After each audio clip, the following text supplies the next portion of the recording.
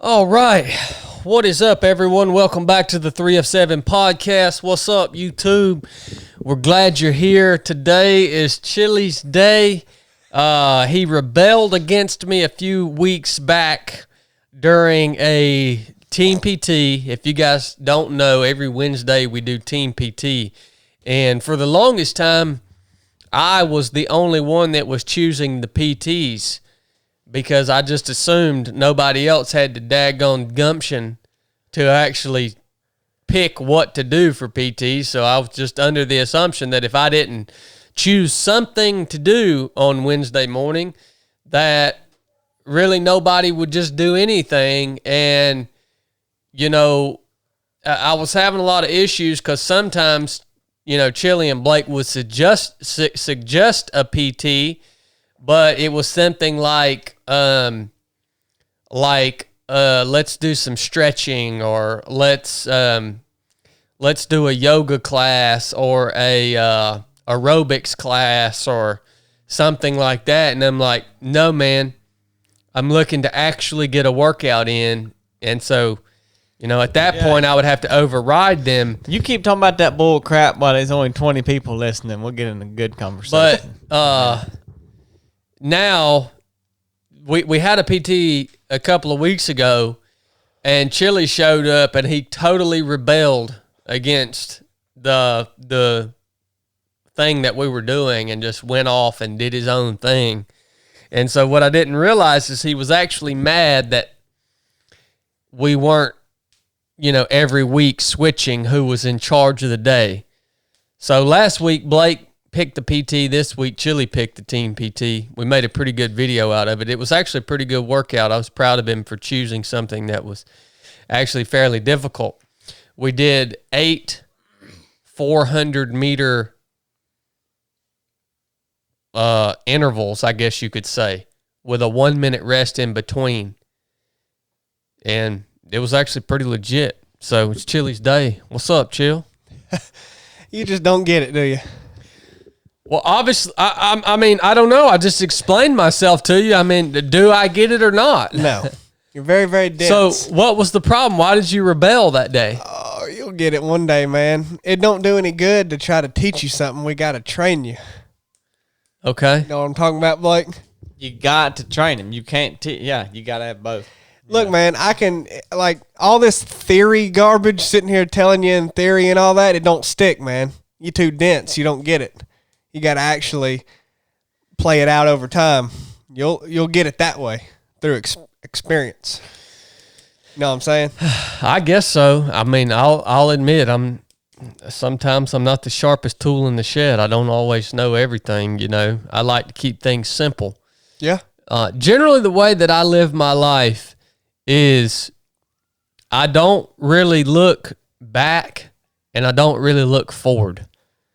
I'm just kind of in the day every single day, you know, and that's a good thing and a bad thing. So I get it, man. How do you learn from your experience if you're always in the moment, man? Well, I mean, I can learn and make changes.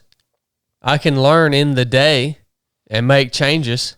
Then you forget it the and next day? No, it's just a permanent change. When I make a change based off of a bad experience, it's just a permanent change. How do you plan? I don't have to think back about it. I just implement it. How do you plan for any, how do you ever put anything on the schedule in the future if you don't ever look ahead? Well, I can schedule things, but it doesn't mean I'm thinking about them. Oh. Yeah. How do you set yourself up for success if you're not ever thinking about what you're gonna do? And that's a hard thing. You ever put something on the schedule ahead of time without thinking about it? I'll just let him say that. We'll do. How do you set yourself up for success? Well, I mean, I think if you maximize your focus on each individual day and, you know, get the most out of each individual day, that leads to success. How do you get the most out of each and every day without knowing what you're doing or trying to do? I have other people that think about what I should be doing for me. Who? You, Hamza, Blake. all the people that coach me and get me through this life. We don't do that. You guys enable me to have this, mindset of just day by day, because I don't know what I'm supposed to be doing for my running training, because I'm just thinking about what am I doing today. So that's why I have to call Chili once a week over this training block and be like, hey man, what am I supposed to be doing? And see, I'm not thinking about it. He's just telling me, Blake, he's running everything on the business end. He's thinking about all this stuff. I can just focus on the day, So you gotta have a team around you if you want to be like me. And by the way, y'all want to know the daggone secret to being successful in life, YouTube? Yeah. Do everything that I do.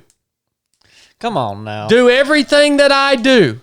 That's the secret to being successful in life. That's all y'all need to know. Well, what all do you do, man? Have you given everybody the secret? What you like the details? Yeah, I just gave them a detail right now. No, what do you do every day? I don't know. All I know is what I'm doing today. Well, do what I do, but I ain't gonna tell you what I do. That's what I'm saying, man. You got to just pay attention. You got to make a video of a day in the life or something so they can know how to be the best. Okay. If you don't, if you just say do what I do, but they don't know what you do, then I don't even help them. I'll make a video for y'all about what I do every day. Okay? At least on that day that we make the video. And you'll see how to be successful that day. If you just want to be successful for one day, you'll be able to go through that video that we make line by line, and you'll be good to go at the end of that day. It's a hard thing to keep pride at bay sometimes. I can't promise you tomorrow, okay? I can't promise you tomorrow, because I can't make a video every day that you guys can follow just a day behind me. Yeah. But I can get you to success for one day at least. That'd be the template. Well, there is no template. You just live in. Well, you're the template. Well, yeah. Yeah, you would have to be able to observe what I'm doing every single day. Yeah. So Ralph Miller said he tried sitting down like you sit, like a little girl, but he squished his junk, and he said that he ain't going to be doing none of that. Ralph, you got a long ways to go in life, Ralph. I'm going to go ahead and tell you, brother. If you ain't even figured out how to sit around like me, Ralph, you ain't got no hope to do what I do when I'm actually on my feet. All right? Man. You got a long ways to go in life, Ralph, but I'm glad you're here. You're in the right place. You're in the right place to go a little further. All right, Ralph? they just don't get it, do they? No, man, that's y'all's problem. That's y'all's. Y'all got, look, you just don't get it, man. You just don't get it. Okay? A lot of people wonder. They say, Chad, how on earth are you doing the things that you do, man? Look, my body, my mind, and my spirit are all in agreement. They're all in agreement. And it just flows, man. A lot of y'all got a disconnect between your body and your mind. A lot of y'all got a disconnect between your mind and your body and your spirit. All mine's all lined up. Joker just flows like water. Get you some of that, boy. Well, he's in a mood today, isn't he? Well, he's trying to tell people how to be the best. What are you supposed to do? Beat them over the head with it? Look, you can only tell them. Yeah. People can't even sit like I sit. You know why you can't sit this way, Ralph? Your mind is weak. Your mind cannot control your body. You're not at that level yet. Get to my level, Ralph. That crap, man. You're just going to have to show them how. The only problem with this is we ain't giving them an example of the day yet, so we'll have to do that. That way, there will be no confusion about how to do it. Yep. We'll do that for y'all. I might put that video on Patreon. Day in the life. All right. I wanted to take just a minute to thank Andy. Andy, if you're still listening, if anybody's still listening after that first segment of the show there, I don't know if anybody made it through that. Because, I know I just made you feel bad about yourself. But Andy, if you're still listening, I want to thank you for the cup of coffee and the Power Bites that you bought for me at the Sharp Sickle Coffee Shop in Rome, Georgia. Because I was going to PT yesterday for the second time. There's some more tips. Did y'all hear that? I was going to PT yesterday for the second time at 5:30 in the evening. You know why? Because my mind and my body are in agreement. When'd you do that? I went down there at 5:30. Yesterday. Thinking about the past. Look, y'all are getting more tips in here. No, I'm only going back for the listeners. Oh, okay. I'm going back for the listeners. Okay? I walk up in the Sharp Sickle, the coffee shop. The lady says, "Whoa!" I says, "What's up?" What's up, Jeff Cordell? The lady says, "Let me take this." She rips this off the cork board. Said, "Sir, your medium Americano coffee Your debt has been paid. and your Power Bites have already been paid for." She hands me this slip right here. My brother Andy says, "Enjoy the coffee and keep up the good work. Thank you for the encouragement." You know, that meant a lot to me that somebody would do that for me. It's just unbelievable that somebody would do something like that for me.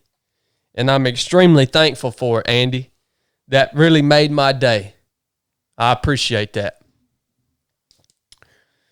This episode is brought to you by our partners at Barbell Apparel. They've been our partners now for a couple of months. We've been running their darn apparel through the ringer. We've done all kinds of stuff in it, from putting lift kits on trucks to PT and massive PT sessions. Y'all probably would blow y'all's mind. We've, traveled around. We've done everything in these clothes, man. What I love about Barbell Apparel, first and foremost, is that we had a long conversation with the owners of this brand before we actually partnered with them. We tested the products out. We liked them, the apparel out. We really liked it. We had a long conversation with the people. We liked the people. They share a lot of the same values as we do here at 307 Project. And so we decided to partner with them. And the stuff is off the charts, man. I got on my Ranger shorts right now. I ran in them this morning. They work awesome. The jeans are the best look, man. I told y'all the story. I ain't been able to wear jeans in a decade because I never could find a pair of jeans that fit me right. Seriously. And I was on search for a pair of jeans that fit me right. And I tried on these darn jeans, man, that they make. They just made a new version out of them. And they took what it was the best jeans I ever tried on and made them even better. And you know what? Everybody talks about, $150 for a pair of jeans. Oh, what the crap, man. I can't pay that for a pair of jeans. Look, that's your bad. You get what you dang pay for. Maybe you're not as picky about your jeans as I am. I'm going to tell you, I ain't going to wear uncomfortable clothes. No. I ain't going to wear uncomfortable clothes. Okay? So you get what you pay for. And I didn't even know it, but they got a 365-day guarantee on these jeans. You get these jeans, you wear them, hike in them, work in them, do whatever. If you have a problem with them, they're going to fix them or send you a new pair for a daggone year. That's why the jeans are they're not only are they comfortable, but they're backing them up with a year-long guarantee. So that we appreciate our partners over there. Go get you some darn Barbell Apparel, man. Yeah, I don't know why you'd work out or anything else. I mean, if you try it, it's the best thing I've ever tried. Well, they got everything you need. You can go to one place and get all the clothes that you need from one place. Well, yeah, exactly. I like mean, that. the jeans, dress shirts, and workout clothes. I'm all about convenience, man. That's like I'm about to send my Land Cruiser up here to get some paint and body work done. You know, I'm paying to have the dang thing hauled up there. I ain't driving the dang thing all the way up there, man. Why not? Because I like convenience. Well, I mean, you could I like to be able to go one place and get it all done. One-stop shop. you go up there and talk to them, man. Well, we'll go up there when we go pick it up, but Oh, go check them out. Barbellapparel.com. Official partner, apparel partner at 307 Project. Okay. Man, quit clicking that pen. What's the deal They with can't- you they and that can't- pen, man? Nobody can hear it on the mic. I've listened back. It can't come through on the mic. well, Okay, I got a couple things I want to talk to y'all about today. Well, now it's your day, Chili. What do you got? Chad, stop. I'll ask you a question though. What's up? You really think you're training that hard? Oh, there's nobody that's I training mean, be hard. serious. Yeah, there's nobody that's training harder than me. All right. I mean, period. I wondered if you were if you seriously thought that. Yeah, I mean, there might be people that are training smarter than me, but there's nobody that's training harder than me. Okay. And here's the thing. I never claimed to be smart. Well, I just claimed to be hard. praise God. Yeah. So that's the truth of the matter. All right. I just wanted to see if you seriously thought that because that could be brought into question. Well, I mean, it's a fact. It's a fact. First thing I want to talk about, some things that's happening in the world. I want to get some, I want Chili to educate us on it. But look, I'm getting real concerned here because it seems like they're trying to do away with all the cash. Okay? Now, I'm getting concerned about this, and the reason I'm concerned is because I hate paying taxes, and one of the best ways to get around paying taxes is to deal in cash. And I'm assuming that's the reason why they're trying to get rid of cash, is because there's a lot of small businesses out here, people that do specific trades and skills, and I know many people that they deal in cash because if they had to pay tax on the amount of money they make, they'd go out of daggone business. I hate taxes, man. Well, and so I imagine that's part of the reason they're trying to get rid of cash. Now, I like to have me a little folding money. You know, does anybody on YouTube, do you got a secret stash? What's up, YouTube? YouTube, do any of y'all keep a cash stash? You know, And where do you keep it? for when you, you know, when you need to do some stuff. You know, you side projects and A lot stuff. of people saying, yeah. Let us know how much you got in there and where you keep it. And man, if they do away with cash, they ain't no more stash. Your stash is done, son. You ain't stashing nothing. Look, man, every cent that you spend is gonna be electronically tracked and visible. So your stash is screwed. My stash should be screwed. You know, you can't, if you out there painting trucks or, you know, cutting people's grass and stuff, and you taking cash payment because you're tired of being stolen from like me, that's over for you. You probably got a business. So, you know, what are they trying to take our cash away for, Chili? Because you seem to think it may not be for those same reasons. Well, I mean, if you're saying that they're trying to get rid of cash so they can collect more in taxes, well, that's not the reason. I mean, the whole tax thing, people got way off base. Well, yeah, you're right. People believe that the government taxes you because they need that money to pay for what they want to use it on, like, you know, and people get mad because it's usually to fund things that they disagree with, like abortions, and, oh, they're using my tax dollars to pay for this and to send to Ukraine and whatever.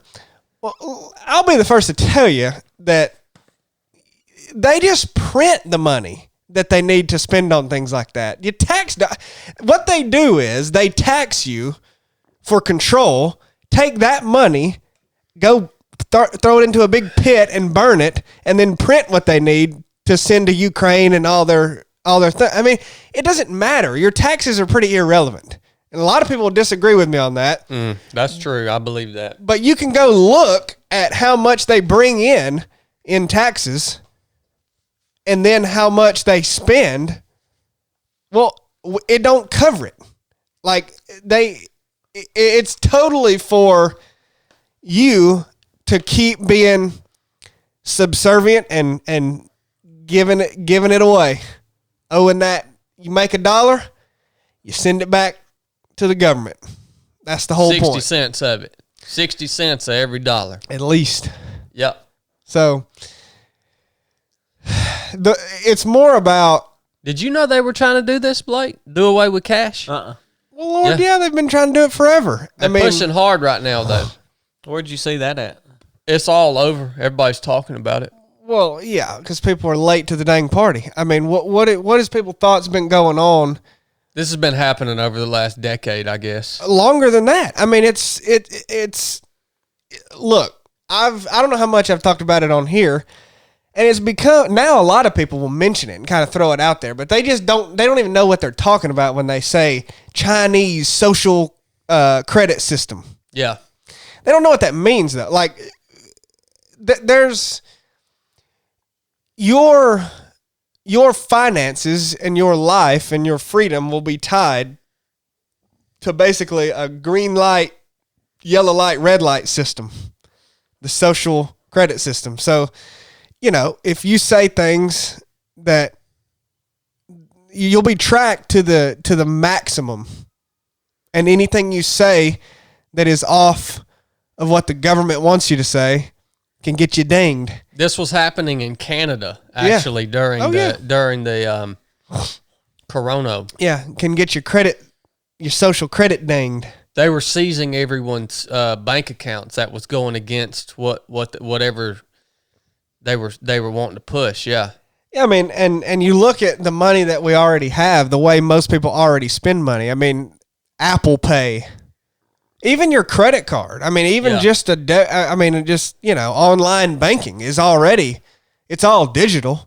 I mean, you can spend and receive thousands and millions of dollars even without, I mean, there's not a physical note of cash ever talked about, seen, looked at, held. So, I mean, it's already gone. Mm-hmm. I mean, cash is already irrelevant, but it has to be completely eradicated to, that way everybody deals with only digital money, which is really easy to do. You could do that very simply by any major grocery store like Walmart just not accepting cash anymore. Yeah. That's all. I mean, I don't see what else it would take. That's pretty much it. Everyone wouldn't have it anymore. I mean, you wouldn't have it at all.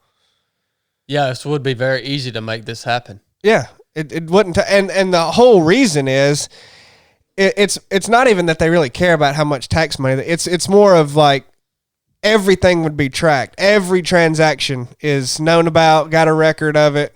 It could be denied at any time. Like, you can't deny a cash transaction between me and you. No one knows it's happening. You can deny an online transfer easy because it has to go through the intercollective net. Yep.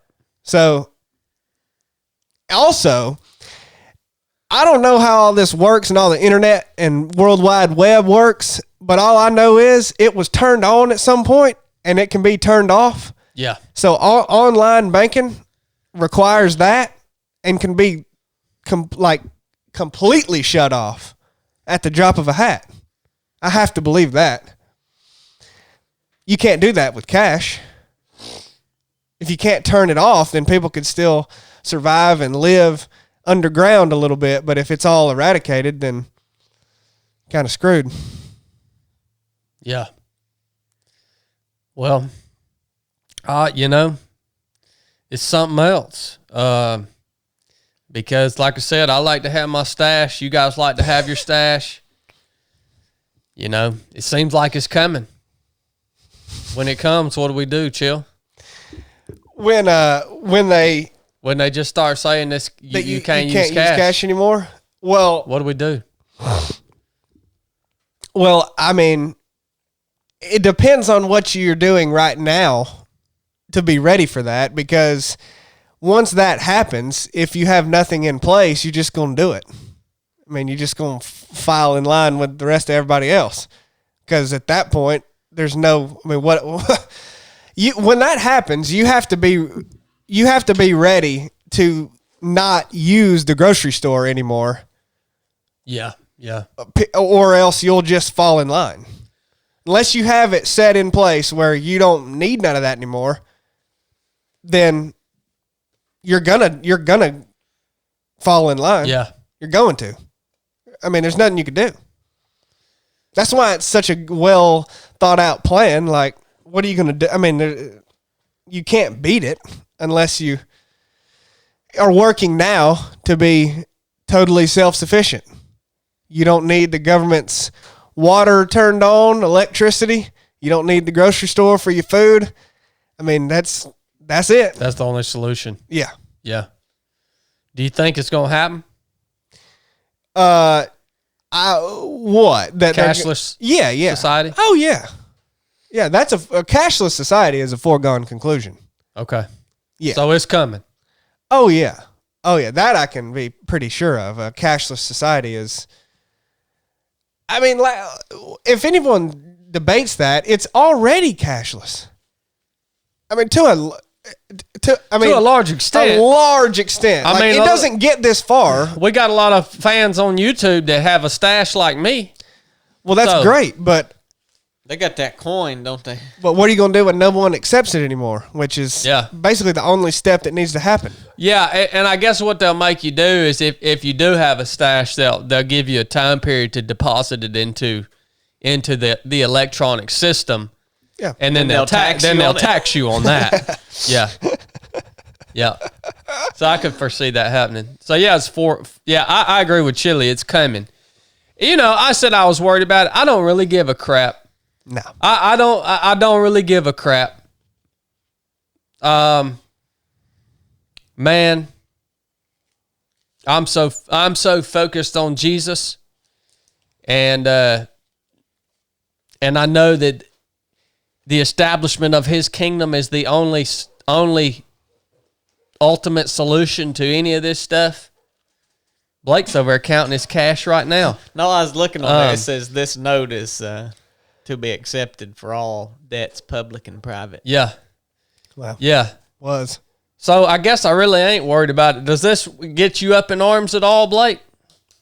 Nah. Blake, Blake cares less than I do. I didn't even know it was happening. I don't care. Hey, Phil Dog 111 just gave $13.99 super chat. He said, "Let them fools track this transaction." Nice, son. Well, I think they are. Oh my gosh! All right. Well, there's the first piece of information for you guys. Get ready for a cashless society. It is coming. Everyone, this is all according to our official prophet here at 307 Project. Come on, man. Chili. It is coming. Your only solution is to figure out how to be completely self-sufficient unless you want to fall in line with everyone else, and that's what will happen. I can remember of a time very recently where everybody fell in line on some pretty crazy stuff. So, and that may have been to see how the waters. Yeah, if you have a logical brain, you might come to the conclusion that had something to do with what else is coming in the future. You got denied cash somewhere during that, didn't you? Yeah. Yeah, there were places that would not accept cash Well, Chili did in the dang airport. during the corona. Yeah, you did in the airport. Remember that? You sure did. That was the first time, or at least you acted like you had seen that, and you were freaked out, man. Maybe that's what I'm thinking about. Maybe that is when that happened to Chili in the airport. I tried to pay for a freaking sandwich in the airport, and I got out my $10 bill, and she looked at me and said, she looked at me like I was handing her Monopoly money. And I was like, here you go, $9.49. Here's the bill, legal tender. And she looked at me like I was nuts, and she was like, I can't. I was like, are you okay? And she said, I can't take that. And I said, why not? And she said, we're not allowed to take cash. You should say, well, I'm going to go ahead and leave this right here, and I'm going to walk off with my sandwich. I said, do what? And I didn't have a card with me. So I was like, well then Here we are. What do we do? we've appeared to reach an impasse. And luckily my pard over there had his card, so I just handed him he accepted the cash, and then he paid for my meal with his card. And I mean, what is that? That's illegal. We won't accept. I mean, there wasn't a problem with the red, like there wasn't no problem. It was just, we don't do that. I said, what? That's it might be a good business opportunity coming up when cash kind of starts to go down. You can accept it and get your numbers right to where you deposit and you actually capitalize, even if you're taxed, but you accept people's cash and pay their bills for them.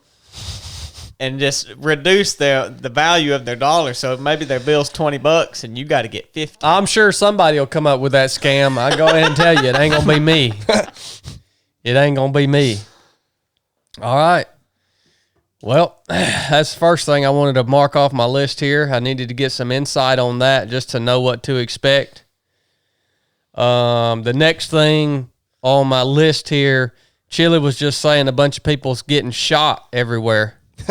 What's going on with that, Chill? Well, I don't know. Seems like you brought it up. It seems like it's just ramping up, man. Okay. Just every day you hear about people getting shot. All right. What'd you say that for? What's behind that? What's up with that? Well, I mean, you want us to get kicked off of YouTube? Well, no, not slap kicked off. That wouldn't be good for the viewers. Well, because it could happen with this one. But, I mean, look. You can just use code words. I think, this is already gone downhill. This video won't be monetized, so we might as well just. Well, I mean, I don't care. I'm just saying, I'm gonna just tell you that's what's gonna happen. I mean, look, shootings happen, right? Legitimate. Guns are dangerous. Like, people use guns to kill people a lot in America. I mean, it's a lot. Actually, all over the earth. Well, yeah, but I'm talking about America. Okay. And that can totally be some nutball, just going haywire and doing something heinous, but. And say that happens, what the media is going to do is capitalize on it and push their narrative using that story, all day long. I mean, they're thrilled when it happens because they're like, guns are bad, guns are killing people, we got to ban guns. So they love it when that happens because it lets them push their narrative and get the politicians all riled up about it. But I don't know, man. A lot of people need to look in to how many shootings, when they really push them, or tragedies like even the Boston Marathon bombing. That wasn't a shooting, right? But that was a bombing. About how some of these dudes are being talked to by our intelligence agencies before they commit the act. I've heard tale of that. Yeah. I mean, why wait on some crazy dude to do something heinous when you could just set it up to push the narrative that you want? It may happen more than people think. That's deep right there, boy. That's all I'm saying, though. I mean, it's things. When you got a narrative to push, you can't just wait. I mean, you can be patient, but man, sometimes you just got to force the issue. Just saying. Well, I listened to a podcast yesterday that I highly recommend all of you guys to go and listen to on the Sean Ryan Show with a lady named Yeonmi Park. You know me. Yeonmi. I'd say Yeonmi. Yeonmi. Okay. Yeonmi Park. Yeonmi Park. You know me? You know me. And so this lady grew up in North Korea, and she escaped North Korea. Go listen to the episode, but she actually ended the conversation with talking about the Second Amendment that we have here in the United States, the right to keep and bear arms. And so many people are confused about why the Second Amendment exists and why it was written in there at the foundation of our nation here in America. It has nothing to do, the root of why it's there, it has nothing to do with your ability to hunt or even your ability to protect yourself against criminals. It is in there 100% so that we maintain the ability to protect ourselves from our government, right? And she ended the conversation talking about the Second Amendment and how passionate she is and how ultimately she believes that is the number one, and I agree with her on this, it is the number one thing that staves off complete government control of your life, is the fact that you and me and hundreds of thousands, if not millions of others are armed, and we can actually fight back. And she talked about it as, kind of used the example of her country in North Korea. She said, imagine if the North Korean people were armed. Like, this would, the atrocities that are happening over in that country would not be happening if the people were armed. It would be it's impossible for it to happen. That is the one single element that they have to remove in order to have complete control over your carnal freedom and your day-to-day life here on this earth. The one thing they have to remove is your right to be armed. Because at that point, you're completely ineffective. You're completely helpless. Right? Yeah. So that's how important it is. They talk about it too, when they're talking about gun control. They pitch it in the fact or in the manner that, you don't need this type of gun in order to protect yourself from a criminal. So they spin it like that's what it's for. Mm-hmm. So they're essentially telling you that's what this Second Amendment is for, and this is why you don't need it. And they don't even bring up the fact of what you just said of what it is actually created for.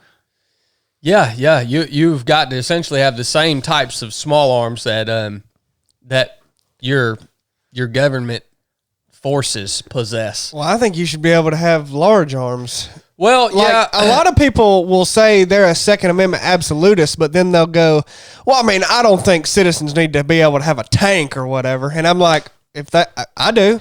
I mean, if a private company made one and you had the money to buy it, why not?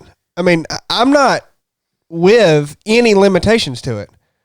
I think that's where you start down the road of limiting anything. Because, I don't care what somebody, if a private company can make a weapon and it's some huge monstrosity thing that could. I mean, I don't. You should be able to buy it if you got the money. Like, I'm not with any of the limitations, because if you are okay limiting that, then I don't see why you're so against them limiting, Armalite rifles. Because, I mean, that's a high capacity gun, man. Could hurt somebody. Like, I don't know why you would concede anything. I don't concede any of it. Like, I think you should be able to have, as a private citizen, you should be able to own whatever. But whatever you can afford, yeah. Yeah, whatever you can afford. A lot of people don't. They're like, they concede too much, and I think that they don't even understand how much that leads down the road of just taking more and more. Is that you're okay with some things? Like, well, yeah, we don't need this. I mean, I'm never gonna own a dang tank probably because I ain't got the money, but I would if I could. Well, the Killdozer. He created his own tank. Yeah, sure did. Yeah, he did. It was bad to the bone. He did. He wreaked some havoc. He caused a mess. Yeah. Yeah. I think there's a big conversation that could be had around that. I would lean more toward being in agreement with Chili in what he just described. I think that certain people could make some maybe legitimate arguments against that. We don't have that individual here right now to make that argument, so I'm leaning toward what Chili's saying. But the one thing that I am confident in is that a united citizenship with small arms, combat arms, weapons could defeat a government, even in spite of their aircraft, their artillery, their rockets, and all that stuff. That's why I'm. I truly think we have examples of that. Well, and in populations like the North Vietnamese. I mean, the North Vietnamese won over the might of the United States military industrial complex with all of their aircraft and artillery and all of this crap, right? You look at even examples in Afghanistan, all over the world, many conflicts of a united people who are fighting for what they believe in passionately with very limited small arms are literally over the span of time able to defeat a massive military industrial complex. And I believe that we as the American people, with the proper small arms and equipment that is still legal to buy, we maintain the capability.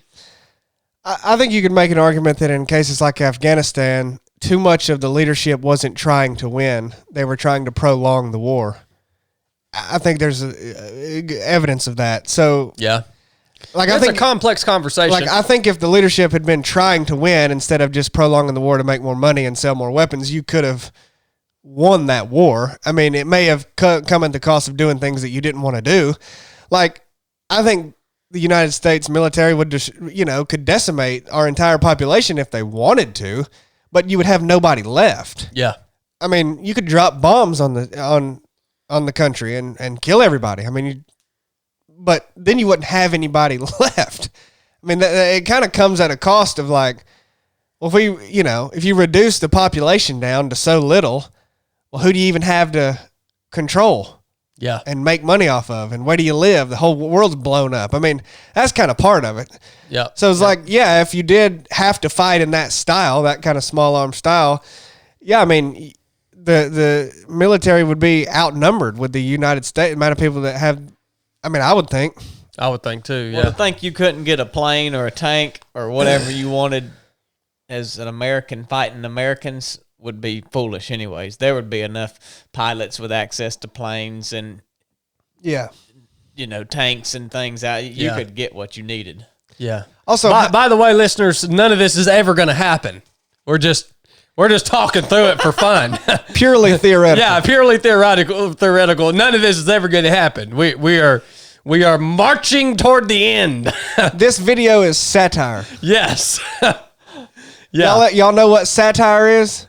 That's what it is. Yep. All right. Yep. Yeah. Read some Mark Twain. Yes. It's just fun to talk about. Okay. Last question for Chili. How much longer does America have? Well, satirically, In your estimate. Or like 20 feet. well, I'm not big on predictions, like timeline predictions. Like, I don't know. Well, this is satire. I mean, I know it's I satire. think it's America. if you had to put a number on it, how much longer does America have to stand as a world power? Well, that could be disputed of whether we are even still a world power. Well, Oh, I'd say we are. How much? I'd say we're in more control of this. Well, when I say we, and who exactly are you talking about? That's kind of you get into some clouds there. But look, like, who is we? Let's define. no, I mean, look, when you say is America still a world power? Yes, the people that are really in charge of what's going on. Oh yeah.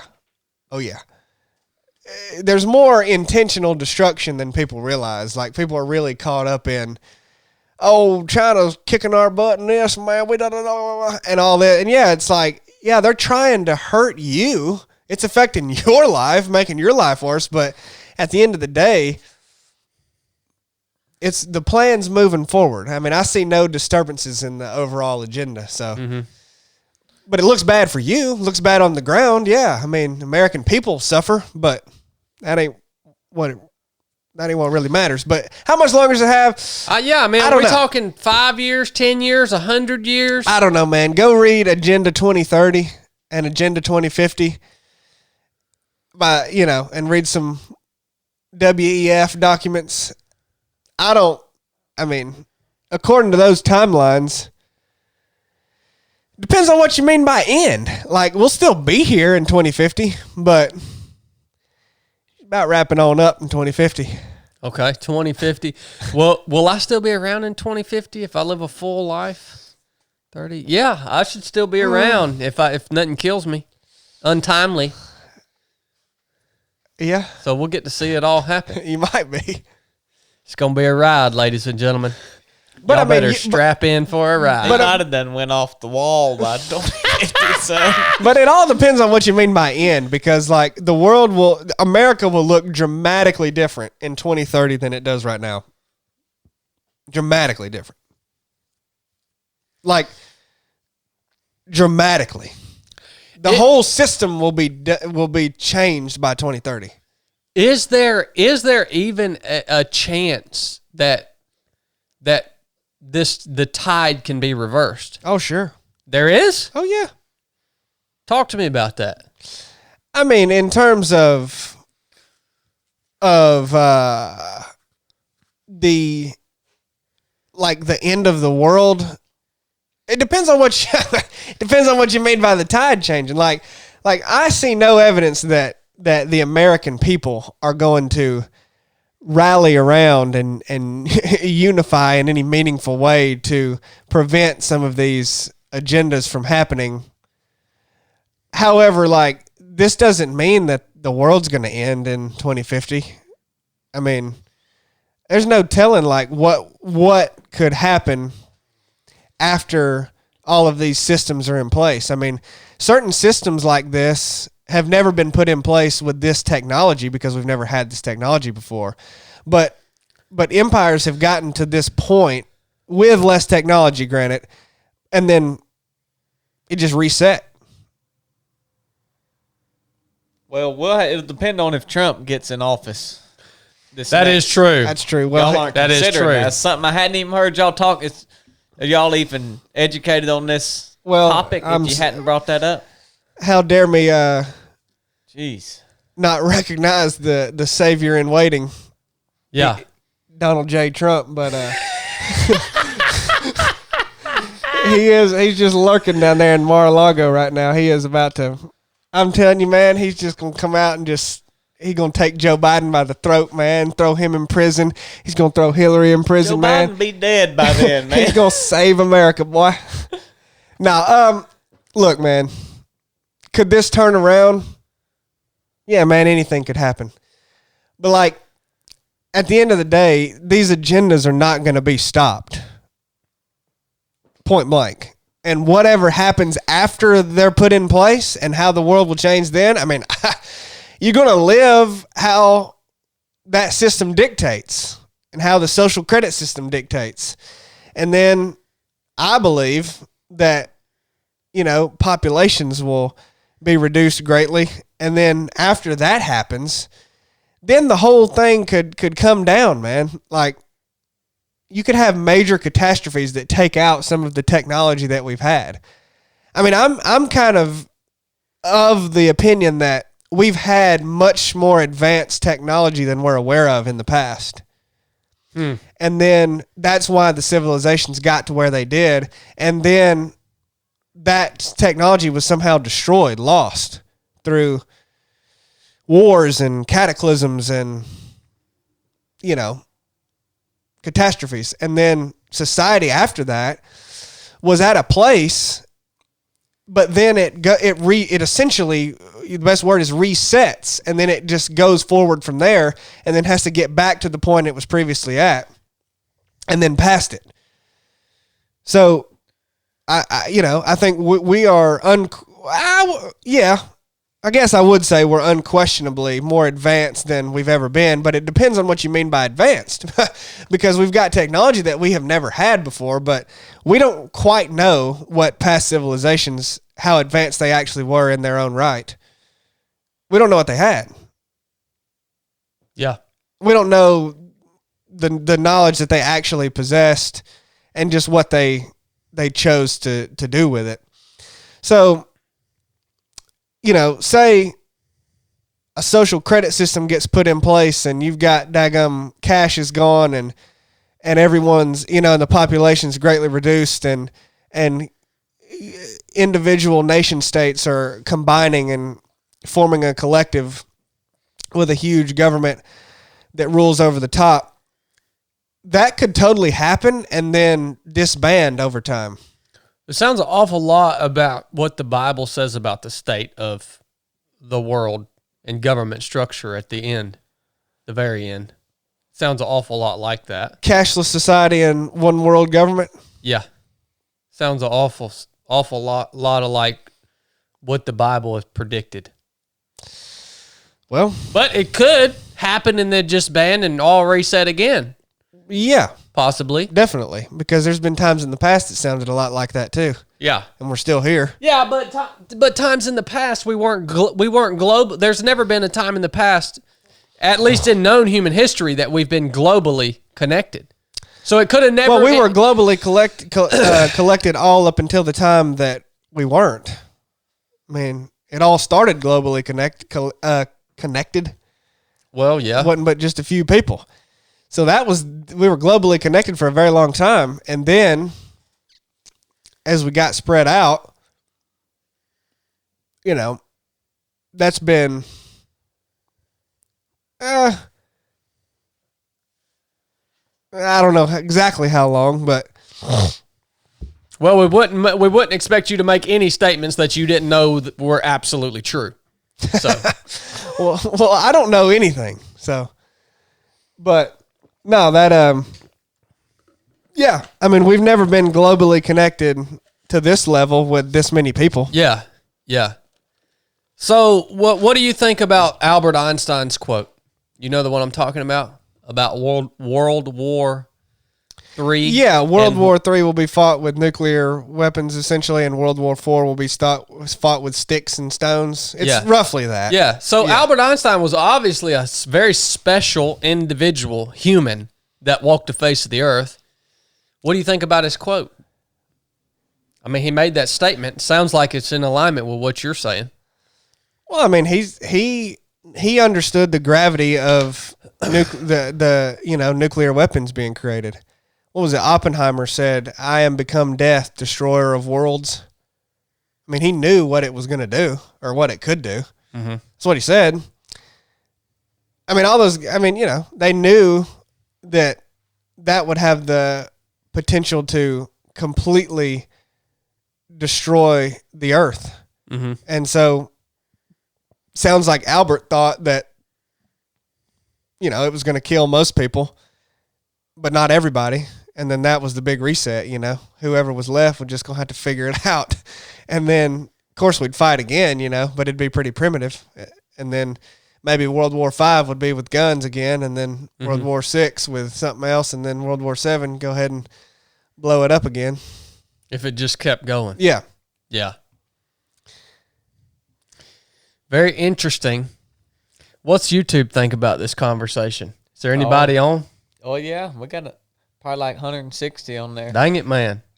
They all just, they love this stuff. They Y'all love know. this kind of talk. They're talking about something called the Carrington event on here. Everybody's talking about the Carrington event. You know anything about that, Chili? Yeah. Look, man. Look, YouTube, y'all should feel really blessed right now that Chili's not charging you guys to get all of this inside information. Okay? I ain't even gave any inside information. I would charge for that. Okay. This is pretty surface level. Okay. I mean, if anybody don't know this stuff, a dang idiot. Well, you guys have got a lot of good information from this Chili segment this week. Look, man. What do you think? Are you insinuating that you seem to think this is the end of ends? Yes, I do. There again, because scripturally, it is foolish for any man to predict the day of the coming of Christ. The scripture says not even the angels know. No one knows the day that Christ will return to the earth to establish his kingdom here on earth. But scripture also gives us signs and actually calls us to pay attention to what's happening. And I believe that many of the prophecies many of the end time prophecies in the Holy Bible are confusing when read right now, but as things unfold, the meaning of those end time prophecies will become very clear to those human beings who are alive as they are unfolding, and then referencing the description of the events with the way they are described in Scripture. I do tend to lean toward the belief that this is the ultimate end of the age, that we are approaching the ultimate end of the age. The biggest indicator for me, what makes our human experience in this time and place that we're all now alive in and experiencing, the biggest thing for me, the crux of it all, and the reason that I make the statement that I lean toward the belief that this is the end of the age, is it all has to do with the way that information, control, governance, and all of that, the way that it can flow globally. All right? That is the single element that if we look back in ancient history and say, and there were plenty of civilizations in ancient history that would have claimed that they also thought this was what they were experiencing was the end of the age. But when you actually read Scripture, the end of the age involves a global government, right? Under the Antichrist, controlling the entire earth. Like the entire earth. Okay? That could never have happened, ever, in the course of all of human history on the earth. And it can happen now, very easily. So that's the main thing to me that makes our time so unique is the global connection of all of humanity. The other thing is the advancement in technology. And I love that verse in the end times prophecy. There's an end times prophecy in the book of Daniel, and I absolutely love it. I wish I had time to look it up, but I know you guys hate it when I take pauses in the podcast. But it basically says the angel that's describing this end time or giving Daniel the vision of this end time prophecy, he says at the end, he says, close the book until something like the latter days when people will be going to and fro all over the earth, right? And it to me, it's a beautiful picture of that global connectedness, the technology that it would take to move around the earth, information, physically, all of that stuff. And then also technology plays into the global control aspect. Especially, it's very interesting to me what they're doing over at Neuralink. It's very interesting what they're doing over at Neuralink. I just listened to a podcast, at least a few minutes of a podcast while I was sitting in my sauna the other day, and Brooke had it playing. Dr. Huberman actually was interviewing someone from Neuralink, and of course, a lot of things that are happening over there are very, classified or whatever. And I get that. They don't want the technology that they are, striving to achieve or actually discovering. They don't want that stuff to get out. So I'm sure not all can be said about what's happening, but they are racing towards the ability to pair the human body with technology. And that is also biblical. We read in Scripture, you will read about these things as the mark of the beast, right? In the forehead or in which hand is it? It describes it very accurately. And I don't remember. Yeah, it's the forehead or one of your hands. And this thing, which is described in Scripture as the mark of the beast, will control all commerce. Essentially, if you don't have this mark, being whatever the mark ends up being, you will not be able to buy, sell, trade, travel, do anything. And I think, again, if someone would have read that Scripture in ancient times, first of all, it wouldn't even be applicable because there was no global connection with humanity. And then maybe they would have thought, well, maybe it's some sort of tattoo or something like that. But as we progress in technology, we see more and more into what the specific prophecy of this mark of the beast, we have a better understanding of how that could be implemented and carried out. And we actually see that the technology is becoming capable to make that prophecy a reality. And so there are many things that lead me to believe this is the actual end of the age. Now, that being said, when I say I believe this is the end of the age, I'm saying we could potentially have another 1,000 years left. Well, yeah. We could potentially have another 100 years left, because there are things are moving at such a rapid pace right now that it's really hard to you can't nail that down. Well, that's why I asked, do you think this is the end of the ends right now? Because I don't, and what I mean by that is it will not reset. Okay. I do not believe that it will reset. Yeah, because I've been saying that, how do you know the timeline? It could be, but because once again, you were saying if you read what it says, that the latter days started when Jesus, it was the latter day. We're just as much in the latter days as, AD 100.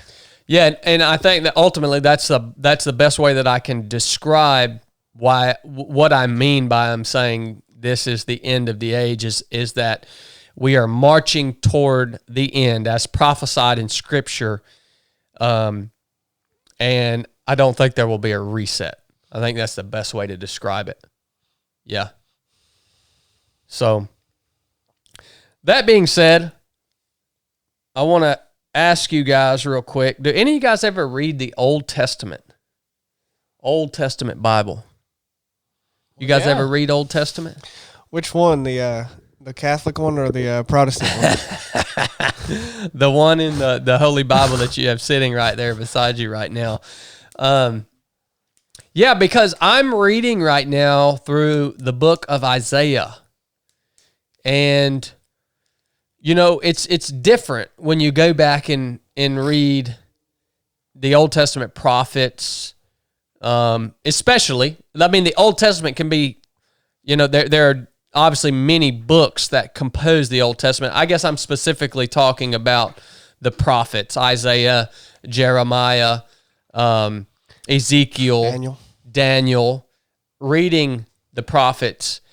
And I think that a lot of people neglect or maybe don't see the value in going back and reading, because many of those prophecies have already come to fruition in ancient times.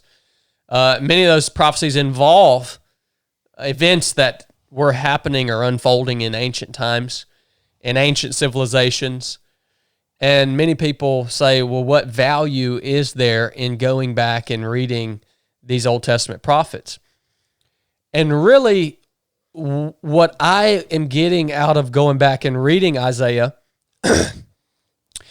is a look into how God the Father has dealt with humanity and dealt with nations of people in the past. And in other words, it gives you a look, another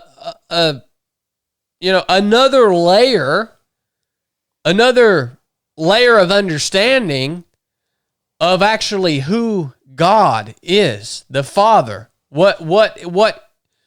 how he operates, essentially. It gives you a little better understanding of who he is. That's what I'm getting out of it. Because as I'm going in and looking at how he dealt with Israel, how he dealt with all Babylon, Assyria, all of these ancient civilizations, how he dealt with them, why he dealt with them the way he dealt with them. It's just, and I don't think the way that, first of all, God the Father is the same. Always. Yesterday, today, tomorrow. He's never changing.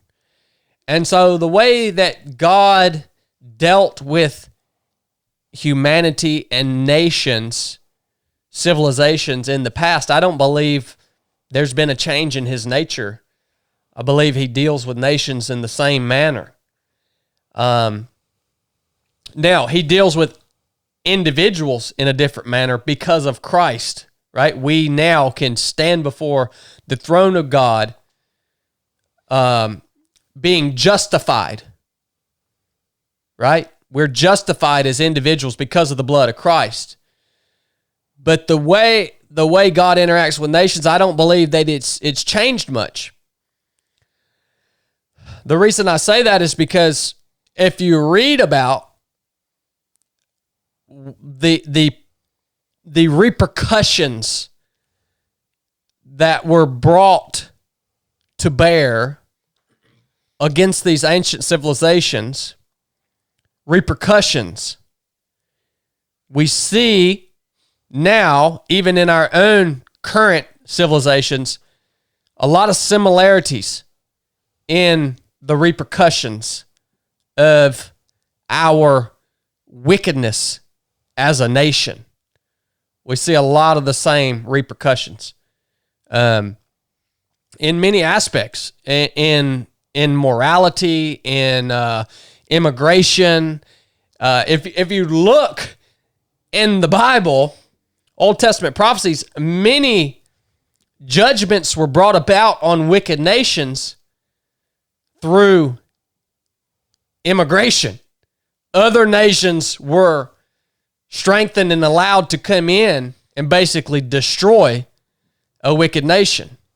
or even Israel itself. So it's a very interesting perspective on the nature of God and how he has interacted with human civilizations in the past. And I believe that hasn't really changed. So that's what I'm getting out of it. I don't know if y'all read that stuff or not, but that's what I'm getting out of it. We're always seeking.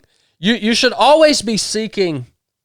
And here's the thing: you're never, ever, ever going to fully understand the nature of God. But everything that is in the Bible is there for a reason. Every book, every prophecy, every word, it's there for a reason. And the reason is a lot of times to give you an understanding of who God is. And we should all be seeking a better understanding of who God is. Because we love him, right? He's our creator. He loves us. So why would we not seek more understanding in his word of who he is? So I wanted to shout that out to y'all. Agree, disagree? What's from the peanut gallery here?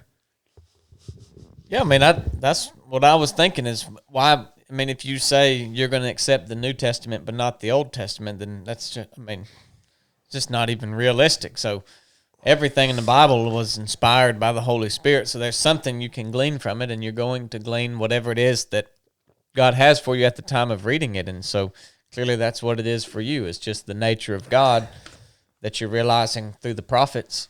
And yeah, I mean, I think you should definitely read all of it.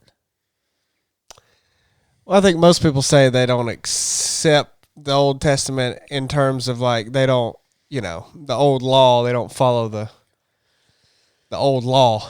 I mean, that's generally what people mean, I think. Like the Leviticus law? Well, just the old law. What's written, yeah.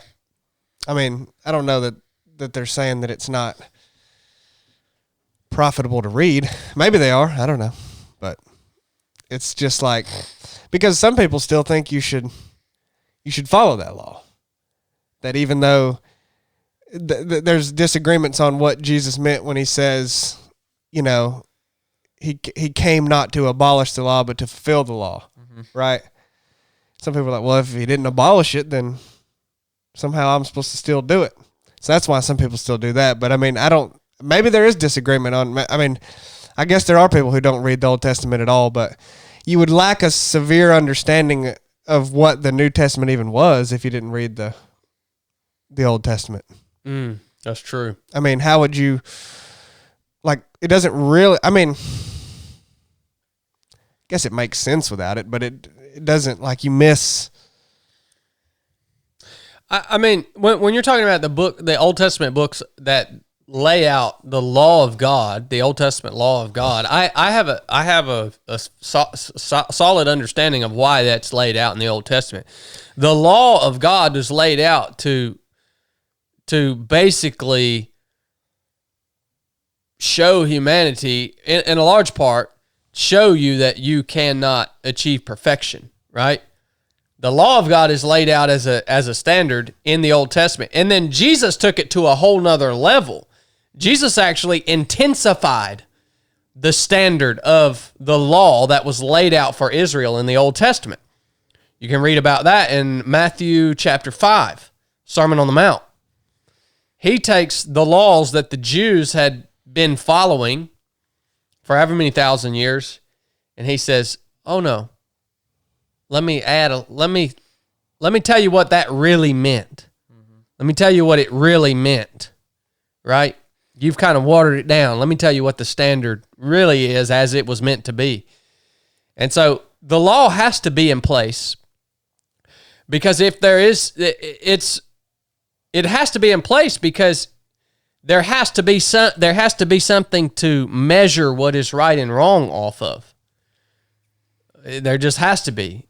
Well, it's also there to show other people who God is. That's another reason that it was given in the Old Testament is so that everyone else could see who God was, because if they didn't have these standards to live by or to try to live up to, then they would just look like the rest of the world.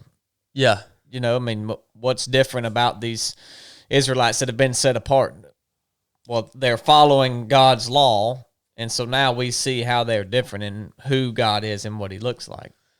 Do you guys understand why it's so essential that why it actually has to be a fact that there is a God that created the universe that isn't just like randomly existing outside of the equation of all of this? Like if there is not a God that is totally perfect and totally just,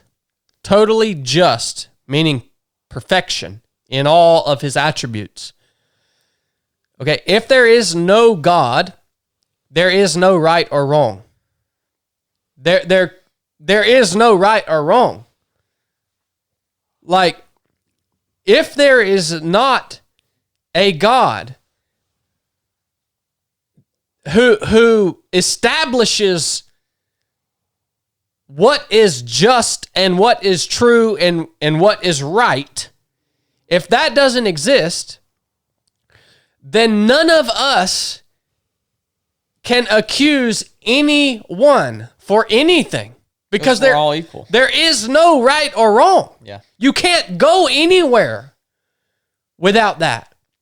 And you have atheists and people that try to, not even just atheists, you have people in general that try to say that the way they believe is right. No one has a claim to what is right. Well, you don't have any right to say what's right. At that point, the question becomes why we are both humans, and why is what you say right and what I say wrong?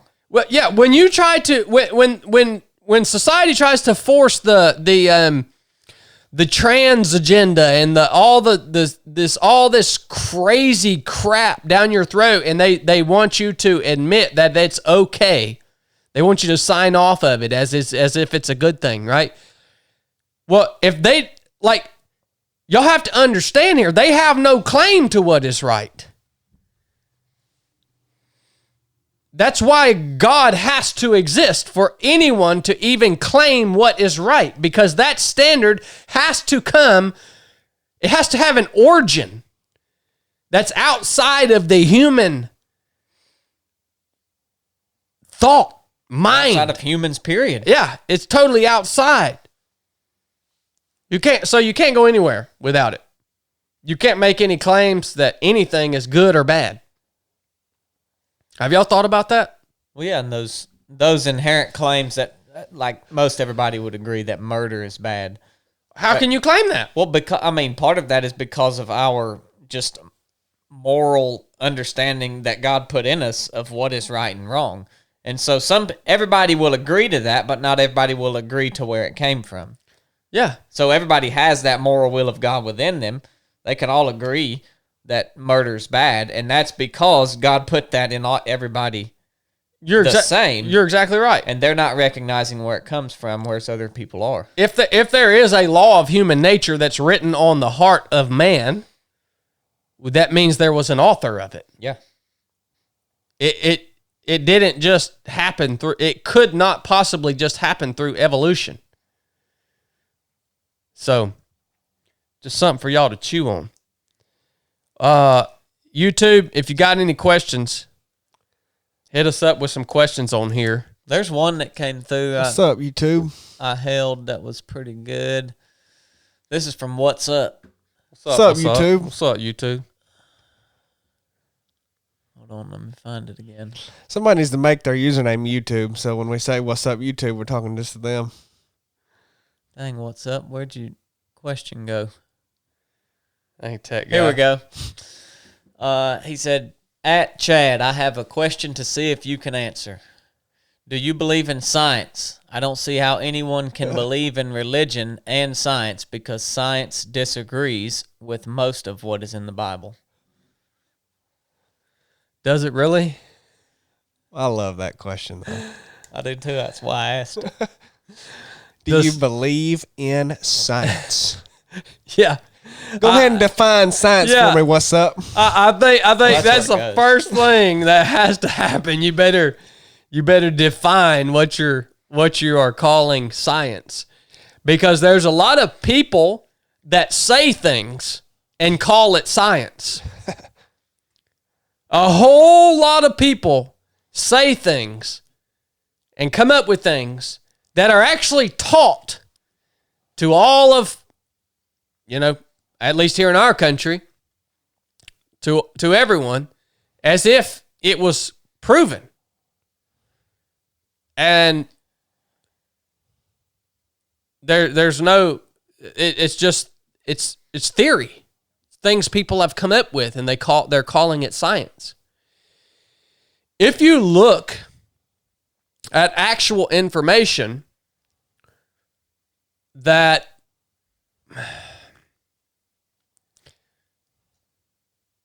first of all, we'll start with the creation of the universe. If you look at actual information that's been gathered through these, I forget the name of the telescope or whatever. The Hubble telescope? Yeah, whatever it is. But everything, as technology gets more advanced and they actually gather information on the universe, it's all pointing toward an origin, a beginning. A lot of true science,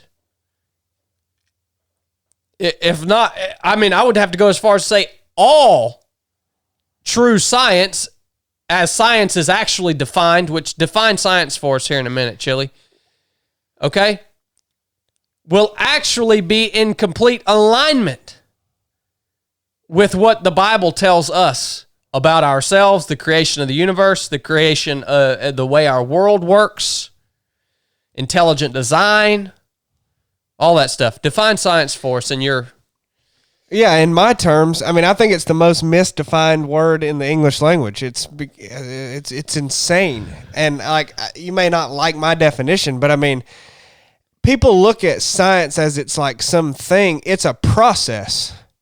It's literally the process of studying the world as we know it. And observing and testing and measuring things. Like, science is never final.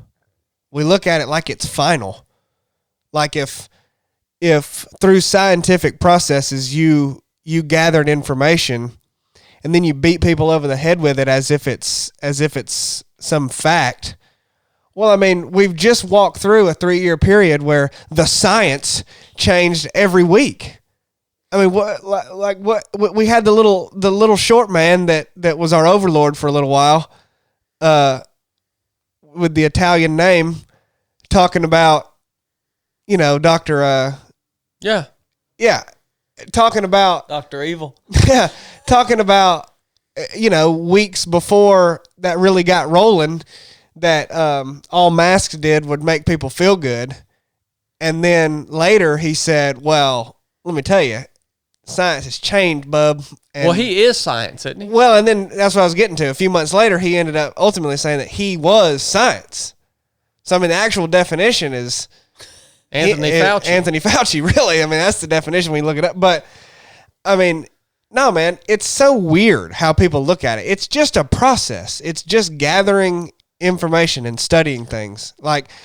Well, there are some laws of science. Well, yeah, very few. Matter cannot be created or destroyed. But a lot of those laws of science, the law of gravity. What about the law of thermodynamics? Might be wrong, bro.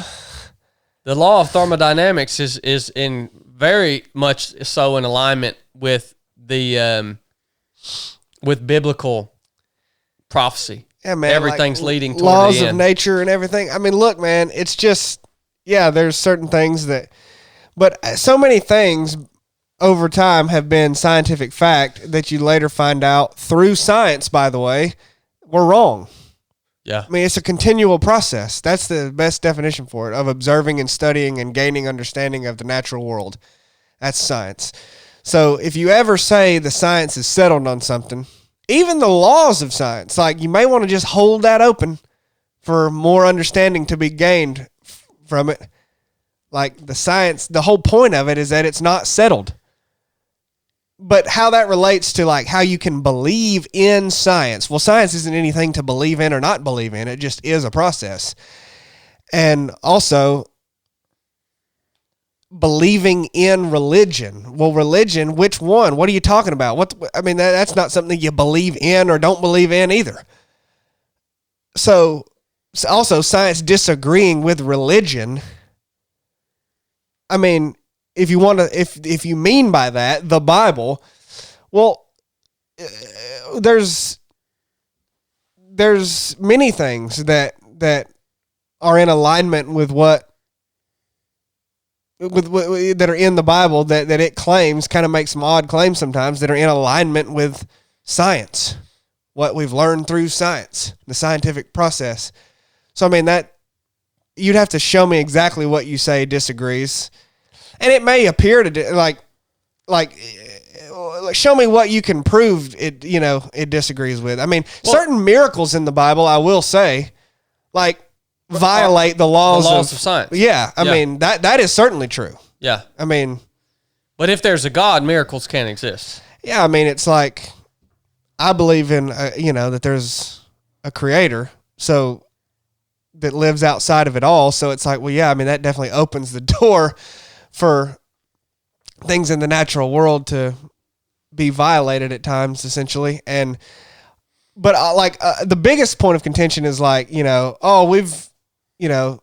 science, man, we've learned the origins of the universe and all this, and like it's outside of God. It's the Big Bang Theory and this and that, and well, like all of that is just like putting a scientific explanation to God creating the universe. It doesn't disagree with it at all. Yeah. I mean, it doesn't disagree with it at all. Like all those, any atheist that says they believe in the Big Bang Theory, they believe that God created the earth. They just don't want to say it. They're saying the exact same thing we're saying, that God created something out of nothing. That's what they're saying. Well, I think another big contention point in what people would call science is in the theory of evolution. The theory of evolution, the origins of life itself, is not science. It's touted as a known, confirmed thing. Well, it's a complete theory. Well, I mean, the theory of evolution starts without. I mean, they try to take. The origin of all that gets very confused with what they're even. I mean. Yeah, if you take it right down to the roots. Yeah, it's basically a non-starter argument anyway. Like certain evolutionary and adaptation processes are, obviously it's bored out, but it's like, where does it all start? A lot of times that's a non-starter argument. There's a huge difference also between adaptation and evolution. Macroevolution. Yeah. Yeah. I mean, there's definitely a difference in that. Two totally different things. Yeah. But even that, like it doesn't do anything to discredit God creating the universe. I agree. I mean, no one even really explains how it does. Anything else from YouTube? Nah. Oh, man. I needed to address we talked about earlier. I needed to address the feud. No. No, we're not addressing that on here? No. Are you crazy? Man, I wanted some of those clicks, man. You've lost your mind. I wanted some of those likes. I'm going to shut this shit down. You've already said too much. You have lost your mind. What in the I wanted some likes, man. Look, man, you and Chili are just going to argue sometimes. Y'all feud, that's fine. Yeah, well. We do. All right, ladies and gentlemen. Well, that was a little different type of conversation here on the 3 to 7 podcast, but we switch it up around here. You never know what we're going to talk about. We'll be back at you next week, Lord willing, with a new episode. Ain't no telling what's going to be going on next week. I'm going to go to the house tomorrow. I'm going to record a Nuff Said podcast for you guys on Patreon that's going to go through a detailed description of this training block that I've been going through.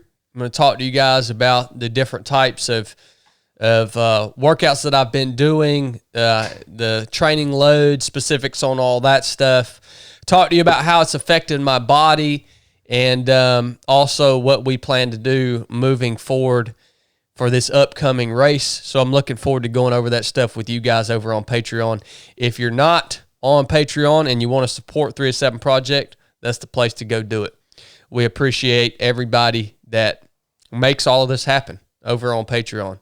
It's a very small percentage of our listeners that have made the choice and the commitment to give back and support us and enable us to come in here and have these conversations and do what we do and hopefully help some people out. So thank you guys for being on Patreon with us. And a lot of you guys probably don't like me because of the way I started this podcast off. I got 3 words for you. Actually, I got 2 words for you. I was going to use the different one.